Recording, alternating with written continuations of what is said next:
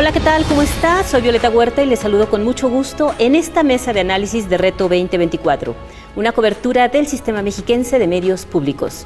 Hoy abordaremos un tema clave, el cual es parte de los retos que enfrentará el próximo gobierno, y no solo en el ámbito federal, sino también municipal y estatal. Y es que Morena y sus aliados del Partido Verde, del Partido del Trabajo, tras los comicios del 2 de junio, cosecharon la mayoría de los cargos de representación popular.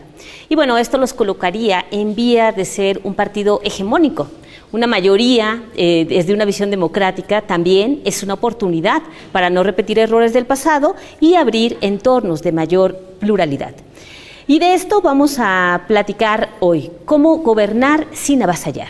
Para avanzar en el análisis de este tema, hoy contamos con la valiosa participación de Aldo Muñoz, quien es doctor en Ciencia Política y Administración por la Universidad de Salamanca, coordinador del doctorado en Ciencias Sociales en la Universidad Autónoma del Estado de México, donde es profesor e investigador de tiempo completo. Gracias por estar con nosotros, doctor. Muchas gracias por la invitación, con todo gusto. Y bueno, también contamos con la presencia de Omar Iván Gómez Guzmán, quien es licenciado en Ciencias Políticas por la Universidad Autónoma del Estado de México y doctor en Sociología por la Universidad Iberoamericana, presidente de la Red Expo Social, Asociación Civil, desde donde liderea distintas iniciativas para fortalecer a las organizaciones sociales. Gracias por estar aquí, Omar. Un gusto, muchas gracias por la invitación. Y bueno, como hemos observado, el diálogo constante y la deliberación al interior de la sociedad es fundamental para mejorar nuestro entorno democrático. Doctor Aldo, quisiera preguntarle, en un entorno donde existe un partido o una fuerza mayoritaria, ¿es posible y es necesario además alentar la pluralidad de las opiniones? Por supuesto, Violeta, yo creo que, tenemos los instrumentos políticos, como es el caso del Congreso, los cabildos, los congresos locales, para que esa pluralidad sea posible.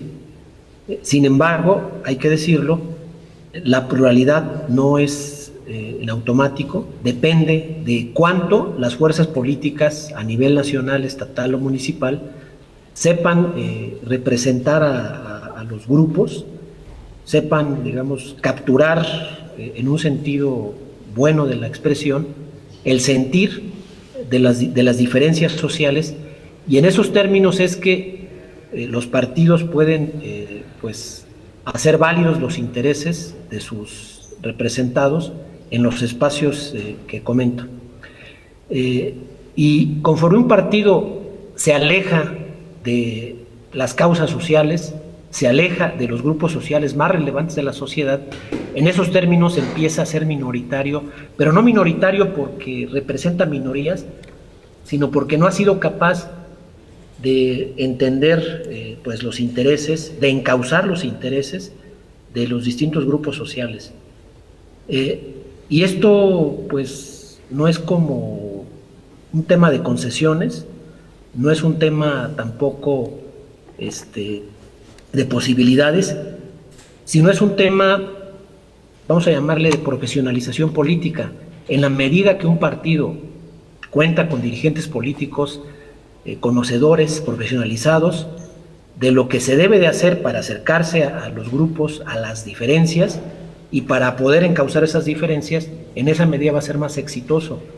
Si un partido se enquista como una élite política que solo está interesado en las candidaturas, que solo espera que sus dirigentes se hagan plurinominales o que se queden con los mejores espacios, ellos, sus amigos o sus familiares, en esos términos se da un alejamiento de los grupos más representativos de la sociedad, y eso siempre se refleja, estimada Violeta, en los resultados electorales, o vamos a llamarlo así, en la aprobación o en los niveles de aprobación de los gobiernos a nivel nacional, a nivel estatal y a nivel municipal. Gracias.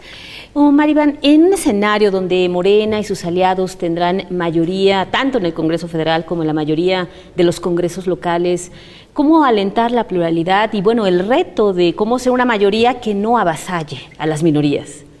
Sí, yo creo que es muy importante tener esta diferencia de conceptos. A veces la democracia está muy asociada a la mayoría, pero dentro de este juego de mayorías y minorías, creo que yo recuerdo mucho esta diferencia de decir la voluntad general no es lo mismo que la voluntad de todos. Entonces, lo importante de una democracia y sobre todo un gobierno que tiene una amplia mayoría, tanto a nivel estatal o federal, en este caso Morena, es que pues también se tome en cuenta las minorías, porque si no se puede convertir en que la mayoría decida todo, pero ahí es donde quedan a veces relegados ciertos grupos vulnerables. En este caso, como es un partido de una base social que viene apoyado por ciertos grupos vulnerables o que antes eran considerados minorías, ahora digamos que se va a invertir el papel. Entonces ahora es importante que con este respaldo popular que se dio, que como bien lo dice el doctor Aldo, viene siendo un refrendo de la mayoría de la población hacia un partido, hacia una plataforma política que se puso en concurso en las elecciones y que ha salido pues ganadora con el respaldo popular, que también tomen en cuenta a las otras minorías que no los respaldaron, ¿no? De esa forma tener pues una sociedad menos polarizada, y es como el huevo y la gallina, porque vienes de pelearte en las elecciones donde lo importante es contrastar con tus oponentes. Claro.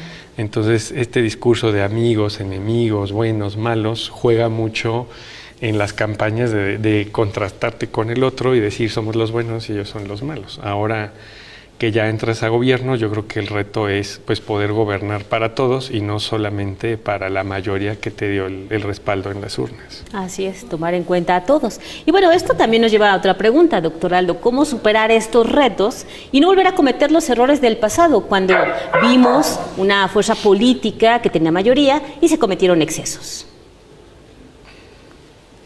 Pues mira, Violeta, yo creo que es como muy difícil que volvamos a regresar al pasado del partido hegemónico, porque si hablamos de partido hegemónico tiene que ver con un tipo de régimen donde no es posible la competencia entre partidos, no es posible que un partido minoritario pueda ganar las elecciones porque el régimen controla el conteo de votos.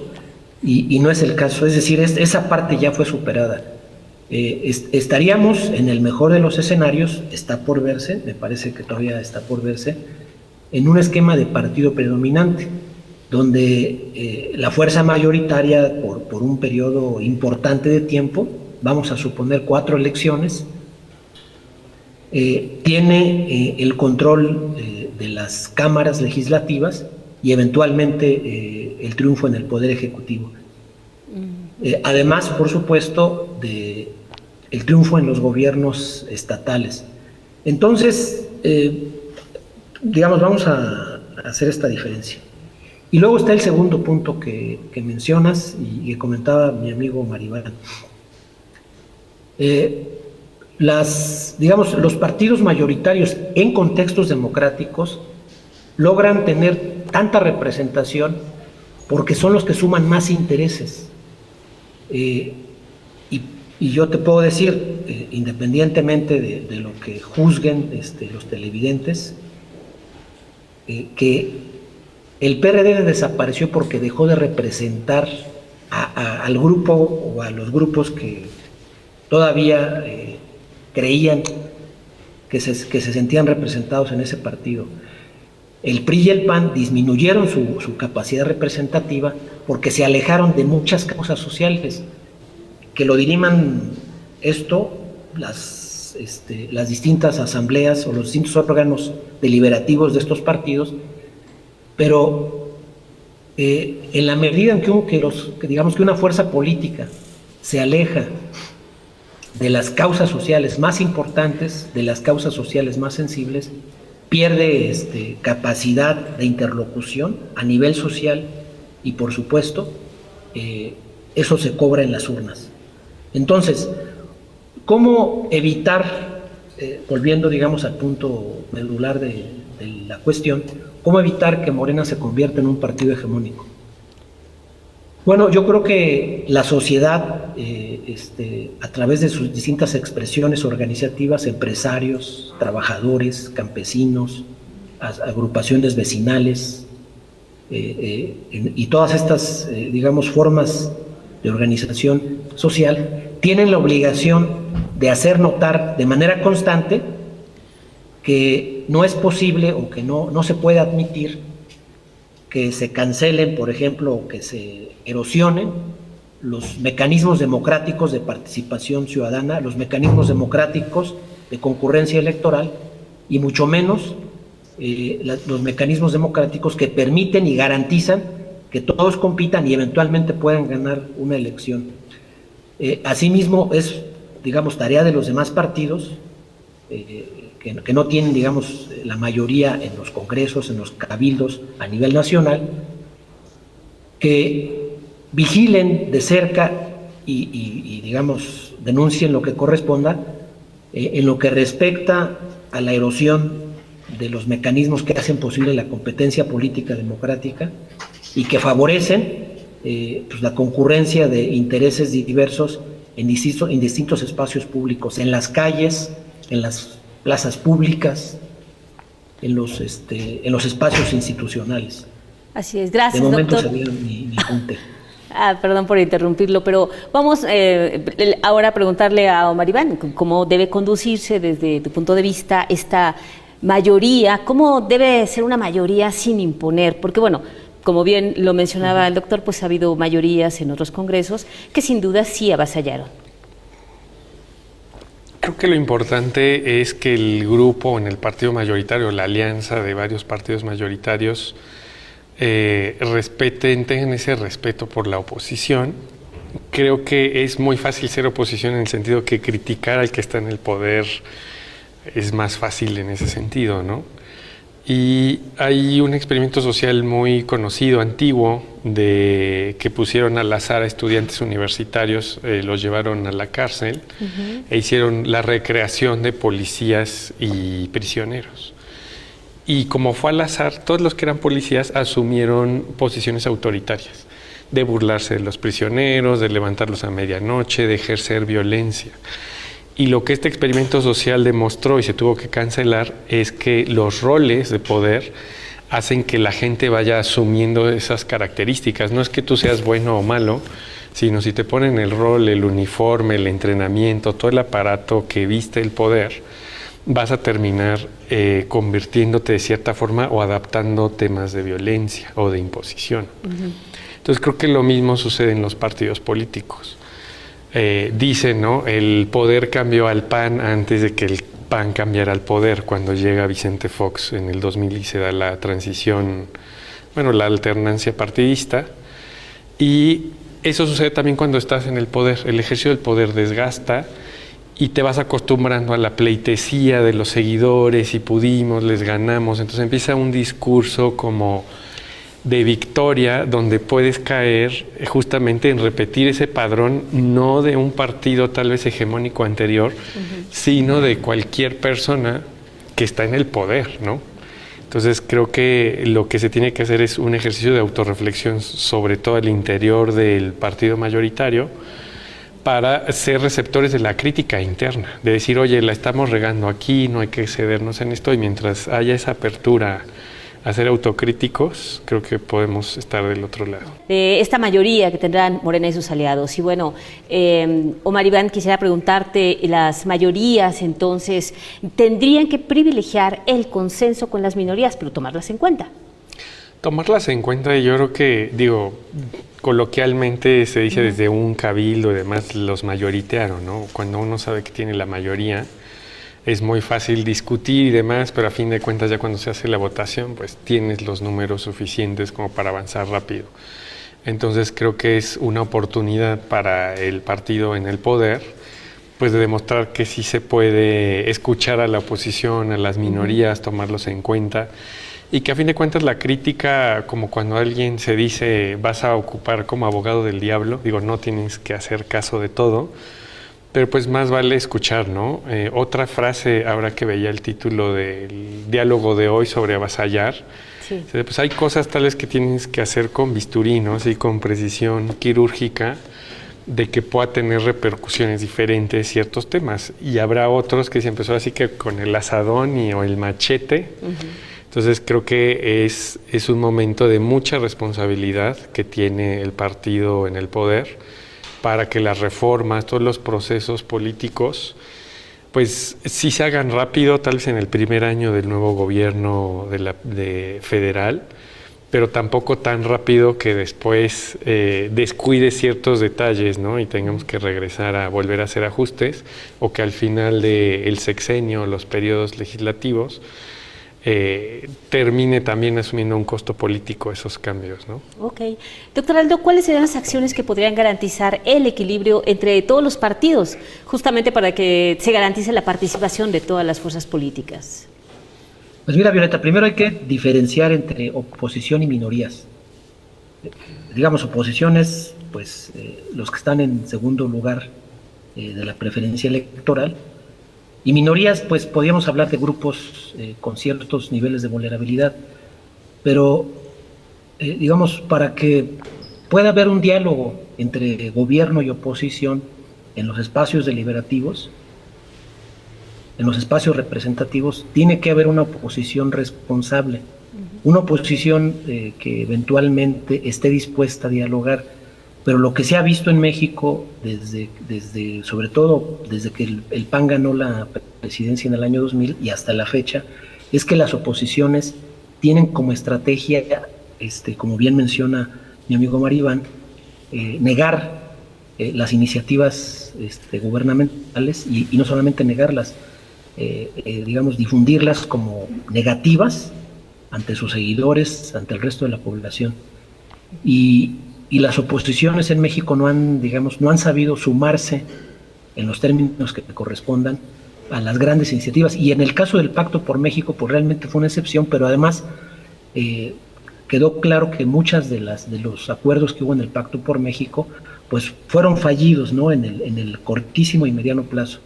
Entonces, en la medida en que las oposiciones y el gobierno encuentren un punto, digamos, de convergencia y de diálogo, pues yo creo que puede haber mejor resultado. Muchas gracias. Y Omar Iván, ¿este nuevo escenario también es propicio para que pueda haber una mayor participación de la ciudadanía? ¿Tú cómo ves? Sí, puede ser propicio, siempre que hay cambios políticos, ayuda a que circulen las élites, a que se ajuste el poder, y ahí es donde tal vez pueda haber un espacio para más participación de la ciudadanía, ¿no? Pero pues a fin de cuentas la gente que se involucra más terminan estando dentro de un partido político como afiliados, y ese porcentaje de la población terminan tomando más decisiones, ¿no? Siempre lo digo que hay como un muro invisible entre ciudadanos y políticos que están en partidos, porque todos somos ciudadanos, ¿no? Tanto los que están dentro o fuera de un partido, y hay creo que una amplia ciudadanía o población que no nos gusta involucrarnos en los partidos políticos. Y entonces hay como esa separación. Creo que se ayuda el hecho de que ahora haya un partido que tiene un apoyo de la base popular, de incluso ciertas minorías sociales que habían sido o que no habían sido tomados en cuenta tal vez con otros partidos de otra ideología, y eso sí puede ser un espacio para que más sectores de la población puedan tener una participación en incidencia en las decisiones políticas. Ok. Y doctor Aldo, ¿usted considera que los movimientos, este nuevo ajedrez político, permanecerá o estará sujeto a los resultados electorales? Bueno, primero a los resultados que brinden para poder refrendar esto en los siguientes comicios. Pues mira, Violeta, hay como varios pendientes del gobierno que se va, ¿no? Uno es el tema de la seguridad, otro es el tema de los servicios de salud, y otro es el tema de los servicios educativos, entre los más importantes. Y en la medida en que estas agendas avancen en resultados, en efectividad, en esa medida yo creo que los electores refrendarían, digamos, su apoyo al partido en el gobierno. Y también en la medida en que las oposiciones se abran sus candidaturas a grupos ambientalistas, a los grupos de las mujeres buscadoras, es decir, a las asociaciones ciudadanas que son más sensibles a las necesidades que tenemos actualmente. Yo creo que en esos términos las oposiciones también van a tener mejores oportunidades de representar las causas sociales, que me parece muchas siguen sin tener un espacio. Gracias. Pues mire, hemos platicado sobre este tema de mayorías, gobernar, cómo tener una mayoría sin avasallar, un tema que además ha sido mencionado por propios actores políticos, de que es el reto que tienen ahora Morena y sus aliados del Partido Verde y el Partido del Trabajo, y no es menor, porque en el Estado de México tenemos ahora un gobierno encabezado por Morena y tendremos a partir del 5 de septiembre también una mayoría en la legislatura local. Y de manera muy rápida quisiera pedirles cuáles son sus conclusiones. Tenemos un minuto, doctor Aldo, para conclusiones, por favor. Muchas gracias, Violeta. Mira, yo creo que de mi parte, puedo concluir que los partidos mayoritarios o minoritarios tienen ese estatus en función de su capacidad de acercarse a los distintos grupos sociales, de encauzar sus luchas y eventualmente de cuando son gobierno, hacer políticas que beneficien y que eventualmente se refleje o que ellos mismos lo reconozcan así. Y por eso mismo, digamos, la mayoría muy difícilmente le puede regalar algo a la minoría cuando no representa genuinamente los intereses pues de grupos que están al margen y que necesitan algún tipo de apoyo para encauzar sus necesidades en los espacios institucionales. Y agradezco mucho la oportunidad de este espacio. Gracias. Omar Iván, tenemos un minuto para conclusiones. Muchas gracias. Pues yo creo que hay dos retos por parte del partido en el gobierno, es pues escuchar a la oposición, concentrarse, como bien lo dice el doctor Aldo, en dar resultados para la plataforma política que propusieron y que la ciudadanía está esperando. Y pues el reto de no caer en llevarse por el poder y después el ejercicio en el poder los va a desgastar, entonces pues ofrecer la mayor cantidad de resultados posibles. Y de la oposición también tiene el reto de reconstruirse, de renovarse. Creo yo que ya hay varias marcas de partidos políticos que ya están demasiado desgastadas y creo que ahorita es un buen terreno para que surjan nuevos liderazgos intelectuales, políticos, partidistas, y también hacer una reflexión realmente a conciencia de cómo se podría mejorar, ¿no? Y a fin de cuentas que en una competencia electoral ambos lados o todos los partidos políticos se esfuercen en ofrecer mejores propuestas a la ciudadanía. Sí, sin duda tuvimos muchísimas enseñanzas con estas últimas elecciones del 2 de junio, donde, bueno, como bien lo mencionas, algunos partidos políticos perdieron muchísimos votos, pero hubo otros también, como Movimiento Ciudadano, ¿no?, que creció de manera importante. Y bueno, quiero agradecer muchísimo las participaciones del doctor Aldo, Omar Iván, muchas gracias por estar con nosotros y ojalá que nos puedan seguir en otra emisión en estas mesas de análisis de Reto 2024. Buenas noches.